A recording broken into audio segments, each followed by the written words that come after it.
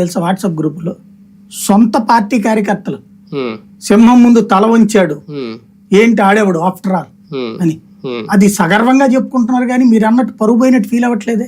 అంటే బాబు గారు ఫీల్ అయ్యారేమో నేను అంటున్నా. అది కూడా పేపర్ ఫీలింగ్ అంటున్నా నేను. పేపర్ ఫీలింగ్ తప్పించి నిజమైతే అస్మిత్ రెడ్డిని పిలిచి ఏందా ఇది అని అడగాలి. లేదా ఇప్పుడు అతను ఏం చేశాడు, వీడియో కాల్ చేసి చూపించి రికార్డ్ చేసి అది వేసాడు, సిఐ నాకు క్షమాపణ చెప్పాడు. అట్లా పోనీ చంద్రబాబు గారు ఏమైనా వీడియో కాల్ చేసి ఏం అస్మిత్ రెడ్డి నువ్వు కుర్రోడు నువ్వు పెట్టండి పనులు చేయొచ్చా అని ఏమన్నా అడిగారు అయినా, అదేమన్నా రికార్డ్ చేసి చూపించారా? లేదా పోనీ అతను పిలిచి మందలించారని ఏమన్నా చెప్పారా? లేకపోగా ఆ సదర్ సిఐని అట్లా క్షమాపణ చెప్పని అడిగింది ఎవరు? డిఎస్పీ లోకల్ పోలీసులే. ఇంకంటే ఏంటి అర్థం? పోనీ అదేమన్నా తప్పని చెప్పారా?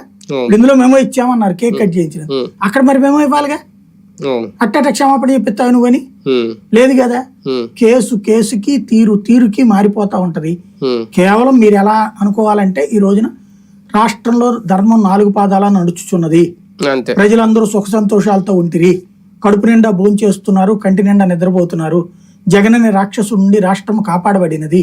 ఈ కాపాడబడిన రాష్ట్రంని దేవతలు పరిపాలించబోచున్నారు, పరిపాలించడం ప్రారంభించారు.